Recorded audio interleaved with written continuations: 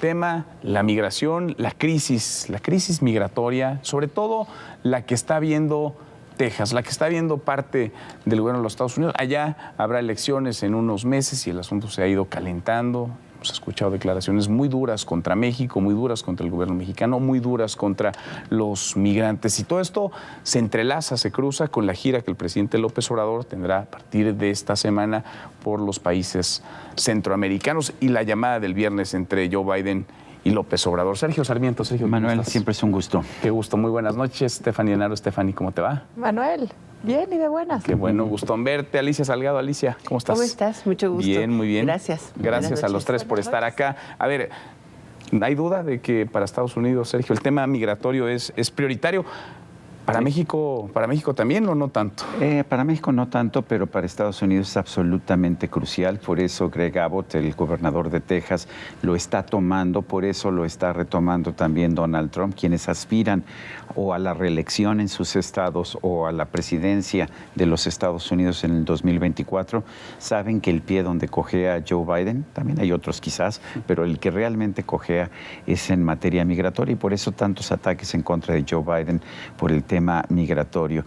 El número de migrantes está subiendo, se acerca un momento en que se va a revocar la famosa decisión de título 42 que permite a los Estados Unidos rechazar a los inmigrantes en la frontera, aún aquellos que puedan solicitar asilo político. Y lo que se está previendo en Estados Unidos es un incremento en el número de migrantes.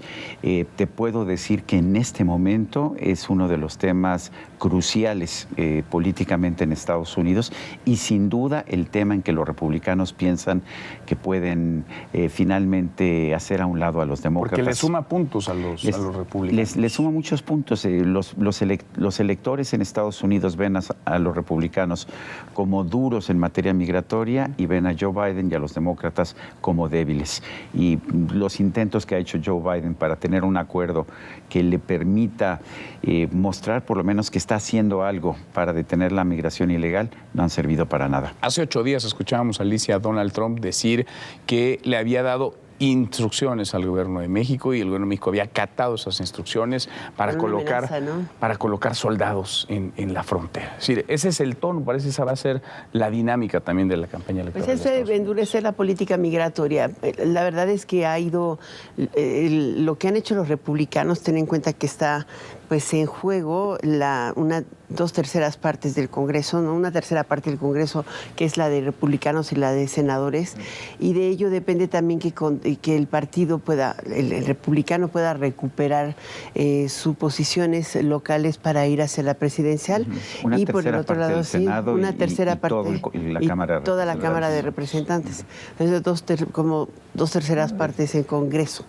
Y el tema es interesante porque hace un mes, todavía hace 2 meses, en que no estaba tan fuerte la posición de Biden y que no había anunciado la revocación del título 42 y de ahí se agarraron se tomaron los republicanos.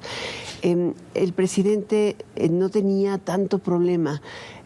Estaba muy metido y ganaba en las encuestas de Gallup, por ejemplo, por el caso de Ucrania y Rusia y la posición que tenía en Rusia.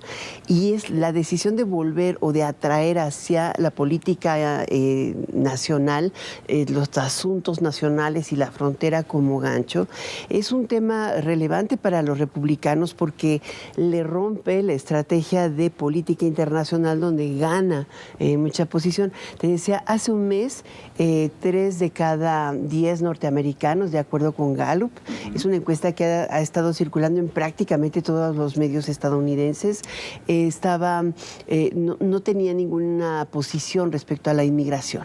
Sin embargo, de entonces a la fecha, e inclusive con acciones que han ido creciendo, como las de el uso de la doble revisión del transporte en la frontera de los Estados Unidos por el Abbott, con ello ahorita un solo mes, y es el 40%, 39.8% hasta ayer de los norteamericanos ya están preocupados y consideran la inmigración un problema. O sea, va permeando como un asunto electoral. opinión pública. Aquí el problema va a ser México. México, ¿no? Va a ser México. El canciller que va volando para allá no es coincidencia, ¿no? Después de la llamada del viernes, hoy lunes, Marcelo Ebrard rumbo a Washington. Totalmente. Y es que hay que entender esta situación bajo su propio contexto. Estamos en un contexto global en donde la seguridad nacional se ha vuelto personal. Estamos en esta situación por un virus que se fue transmitiendo de persona a persona y hoy esa dimensión va hacia los migrantes. Ahora, también hay que ver que el mundo está en crisis y que la migración no va a parar, va a aumentar. Tenemos que 3 países de América Latina están entre los 10 con mayor inflación a nivel mundial. Esto no causa empleos, esto hace que la gente tenga que dejar sus hogares y esto también hay que aumentarle el cambio climático. En verdad son circunstancias que van más allá de cualquier administración, pero como estamos sujetos a la democracia, lo bien o lo mal que lo hagan se va a transmitir en los votos y precisamente la migración vuelve a adquirir esas connotaciones electorales y de ahí el que México tenga que dejar de tener una autoestima nacional tan bajo. Que empecemos que no importa, porque esa gira a Centroamérica es nuestra área de seguridad nacional y tenemos que verla de esa manera. Ahora, a propósito de esto último que mencionas, ¿qué hacer? Porque venimos hablando de migración desde hace mucho tiempo. En los últimos años, sí, pero este es un problema, digamos, es un fenómeno que tiene décadas, incluso los gobiernos no logran resolverlo.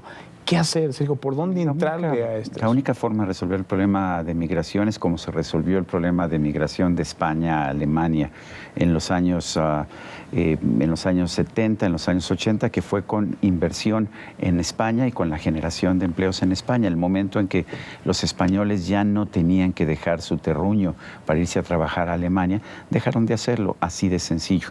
Lo que me preocupa del presidente López Obrador es que uno no se da cuenta de que la solución que él está proponiendo, porque lo que está proponiendo es programas asistenciales como los que se están aplicando en México, Sembrando Vida, Jóvenes Construyendo el Futuro. Lo que dice, lo que hay que hacer en el Triángulo Norte de Centroamérica y en otros países de Centroamérica es simple y sencillamente aplicar esos programas asistencialistas que yo estoy aplicando. Yo diría que esto no ha funcionado. En realidad, México había dejado de estar mandando a trabajadores a los Estados Unidos. Hace 10, 15 años tuvimos de hecho una reversión en los flujos. Había más mexicanos regresando a México de los que se estaban yendo. Ya no es el caso. De hecho, en las cifras del Home Security de los Estados Unidos, lo que vemos es que el mes pasado hubo 210,000 encuentros. Encuentros pueden ser arrestos, pueden ser que se te vayan, pero en fin, hubo 210,000 encuentros con migrantes ilegales en la zona fronteriza, de los cuales 87,000 eran mexicanos. Muchísimo. O sea, ya mexicanos. ¿Y sabes cuál es el segundo lugar? Cuba. O sea, los cubanos no se quieren quedar a vivir en el paraíso de Cuba, están desesperados, vienen a México, van a Nicaragua. Nicaragua ya quitó el requisito de visa para los cubanos, están yendo a Nicaragua, de Nicaragua se vienen a México y tratan de llegar a los Estados Unidos. Y de los 210,000, 87,000 mexicanos, 60,000 cubanos. Realmente los que están tratando de entrar a Estados Unidos en este momento son los beneficiarios de los programas asistencialistas de México y los beneficiarios del paraíso cubano.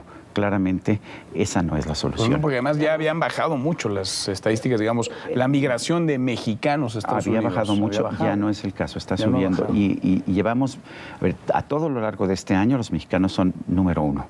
Sí, de hecho, la estadística es muy clara. El dato es de 46.6 millones de no nacidos en los Estados Unidos. Es el último dato del mes de febrero que dio a conocer el censo. Y de ese total, 1.1 millones son hispanoamericanos. O sea, son hispanoamericanos, no españoles, no de ningún lugar del mundo donde puedan hablar español, son de este continente. Y el 70% son mexicanos, de ese total. Son un montón. Pues estás hablando de 700,000 mexicanos detenidos en frontera o encontrados ilegales en el último año. Ahora, se ha incrementado también han establecido políticas muy interesantes, porque también hay atracción y selección de migrantes. No a todos los rechazan como asilo, porque tienen una política de selección de candidatos STEAM. Entonces, inclusive para las visas, hoy hay un poco de selectividad para facilitar la estancia de las esposas o de las parejas en esta circunstancia. Pero la realidad es que la política económica, el COVID o lo que sea de el último año hacia acá, sí ha expulsado un importante número de mexicanos hacia los Estados Unidos. Ahora, ¿les preocupa, nos tendría que preocupar que sea tan lucrativo en términos políticos, electorales en Estados Unidos criticar a México, criticar al gobierno de México, criticar a los migrantes, este discurso antimigrante, antimexicano, incluso que no es nuevo en Donald Trump, por ejemplo, pero que ahora ha tomado como bandera Greg Abbott y que pues parece genera rédito, les da raja a quienes lo comentan. Nos tendría que preocupar esto. Yo creo que hay dos cosas que hacen de esto sumamente importante. Lo primero es que esta crisis migratoria se da dentro de una crisis existencial de Estados Unidos. Estados Unidos se define por ser el número 1 en el mundo. Ahora China le está disputando este puesto. ¿Qué va a hacer de Estados Unidos cuando ya no sea el número 1? Y si a eso le sumas que está dejando de ser blanco, anglosajón y protestante, pues es otra crisis de identidad más fuerte dentro de una crisis global. Ahora, esto también nos debe de afectar a los mexicanos porque somos un país que somos muy racistas entre nosotros. ¿Qué va a pasar cuando haya los suficientes migrantes aquí para que tengamos que dejar de ser racistas entre nosotros y ser racistas con los demás, como lo hemos demostrado cuando vienen los migrantes centroamericanos? Creo que no nos hemos puesto a pensar en el caos que puede suceder aquí si no hay una mayor educación o también si nuestras fronteras no son más fuertes. ¿Nos tendría que preocupar, Sergio? Pues mira, nos preocupa porque siempre los nacionalismos de todo tipo han sido la puerta de apertura a los regímenes autoritarios. Lo fueron en Italia y en Alemania en los años 20 y 30 del siglo pasado. Fueron la puerta de entrada de Donald Trump a la presidencia de los Estados Unidos. El rechazo al diferente, el rechazo al extraño, es siempre una de las características más notables de aquellos que quieren ser autoritarios, cuando en realidad lo que nos dice la historia es algo completamente distinto. Las sociedades nos beneficiamos de los migrantes. Las sociedades prósperas tienen una gran cantidad de migrantes. En Canadá, el 23% de los ciudadanos canadienses o de los residentes canadienses nacieron en el extranjero. En Estados Unidos es 12-13%. Por ahí anda, 12-13%. En México es aproximadamente el 0.5%. Una de las razones de la pobreza en México es que no hemos tenido políticas migratorias más abiertas. Pero es curioso, le exigimos a Estados Unidos que abra sus puertas y que acepte más a los migrantes mexicanos y de otros países, y nosotros mantenemos unas políticas migratorias muy cerradas y lo vemos precisamente en el bajísimo número de inmigrantes que tenemos en nuestro país. ¿Y el trato que le damos a los migrantes? Pues le damos muy mal. Siempre hemos dado mal trato a todos los migrantes de todo tipo, siempre los hemos discriminado, pero ahora que son centroamericanos es peor todavía. Y sin embargo, sabes que tenemos la capacidad de absorber migrantes incluso muy complicados. Los haitianos de Tijuana, tú sabes que yo voy mucho a Tijuana, es una zona que me gusta mucho del país, se han incorporado perfectamente a la fuerza laboral en Tijuana. De hecho, han ayudado a aliviar una escasez de mano de obra muy importante allá en Tijuana y en toda Baja California. Por supuesto que los podemos absorber. Lo que no debemos hacer es lo que estamos haciendo nosotros, que es los dejamos entrar porque no podemos impedir que entren, pero no los dejamos trabajar. Y si la gente está en este país y no puede trabajar, no se puede ganar la vida, pues ¿qué hace? O vive de la asistencia de alguien más o roba. Y no queremos eso. Y legalizas, exacto, creo que eso es un problema de fondo.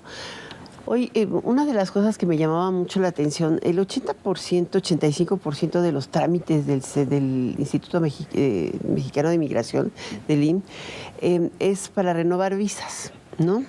Y tú tienes migrantes que vienen sobre todo a trabajar en corporaciones como inversionistas, se pueden llegar a tardar, a propósito de estas políticas, se pueden llegar a tardar hasta un año en el sistema de renovación de sus visas laborales. y no te digas para estudiar o para abrir una cuenta bancaria. No tenemos un mecanismo para facilitar la inclusión financiera. Los estadounidenses y nosotros hacemos lo Pero mismo. además, de verdad, el proceso es lento, tortuoso, hay que estarlo renovando y en la pandemia se complicó todavía más. Ahora, viéndolo desde el punto de vista político, yo sí creo que debería haber una propuesta de coordinación internacional. Es de muy largo plazo. Pero el fenómeno va más allá de solo México. México es un país de tránsito para migrantes que buscan asilo de todas las nacionalidades, particularmente centroamericanos y cubanos. Pero hoy vemos el drama de la frontera con los ucranianos en Tijuana y lo mismo lo hemos visto con los haitianos o lo hemos visto que llegan a ir a Brasil para llegar desde Chile y transitar. Se ha aumentado en Estados Unidos la cantidad de migrantes procedentes de Perú y también de Chile. Es que básicamente es que la radicalización de políticas genera temor. No, y la situación económica, la crisis económica, la inflación que está desatada en todo el mundo. La desaceleración económica. Es más, hemos tenido migración de brasileños. Pero aquí hay que tener presente que, a ver, las economías de América Latina no son complementarias, sino ya habría más comercio entre nosotros. Yo creo que lo que se tiene que hacer es abogar por algo innovador, como lo que hizo la ONU en Honduras con las zonas económicas especiales, que reordenaron el territorio de manera diferente, porque vieron que la gente no salía de la pobreza y entonces la economía empezó a andar y la gente empezó a ser más rica. Ha sido un éxito. Creo que se debería de pensar diferente y abogar por ese tipo de soluciones. Pero muy sencillo, fue con inversión privada. No vas a generar crecimiento económico con programas asistencialistas del gobierno, con subsidios. Simple y sencillamente no va a funcionar así. La solución la vimos en Honduras, la hemos visto en Costa Rica. Costa Rica es un país centroamericano que tiene estabilidad y que está bueno, es el Intel, pero muchas otras cosas han tenido inversión privada. Y lo que yo decía de España tenía una migración fuertísima, sobre todo a Alemania, y dejó de tener esa migración en el momento en que empezó a prosperar España, particularmente a partir de los años 80. Ahora, ¿qué tanto y ligado, digamos, a la gira que tendrá el presidente López Obrador a finales de semana, Centroamérica, qué tanto liderazgo tiene México realmente en la región como para poder no resolver la crisis, pero sí por lo menos trazar una ruta? México es importante. Reunir a los en países. Centroamérica sin duda es importante. Claro. Ahora, la visita más controvertida y más complicada es la visita a Cuba, por supuesto. Y a Guatemala, ¿no? No hemos tenido muy buena relación. Pero dentro de todo, Cuba, yo creo que no vamos a tener problemas, pero yo creo que la visita a Cuba sí puede generarnos a nosotros problemas en nuestra relación con los Estados Unidos. ¿Tendrían que invitar a Cuba a la Cumbre de las Américas? Decía el presidente López Obrador, todos somos americanos. No. Pues igual a Venezuela, yo creo que tampoco. No es un país democrático. Yo siempre he sentido que es mejor invitar a los países con los que no estás de acuerdo. Esa es mi posición personal. Bienvenido Cuba, bienvenido Venezuela, lo cual no quiere decir que no cuestiones el sistema económico y político de Cuba, de Venezuela y de Nicaragua.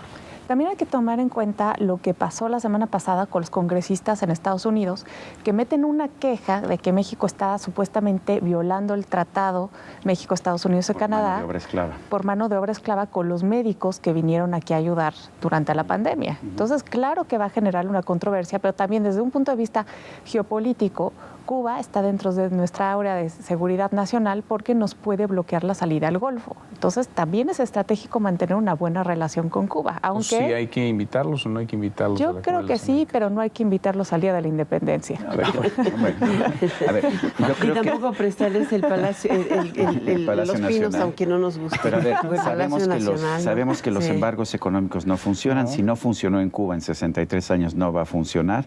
Siempre es mejor tener a todos sentados en la misma mesa, lo decía Maquiavelo. Es mejor tener a tu enemigo sentado a tu mesa que tenerlo aparte conspirando. Y el diagnóstico está clarísimo, ¿no? De Cuba lo hemos platicado, no hay libertades, es una dictadura lo que se vive allá. Y no debemos dejar de cuestionar a Cuba, pero eso no significa que no vaya a las reuniones internacionales. Que no esté sentado a la mesa. Gracias a los tres, Sergio, muchas gracias, Stephanie, gracias, Alicia.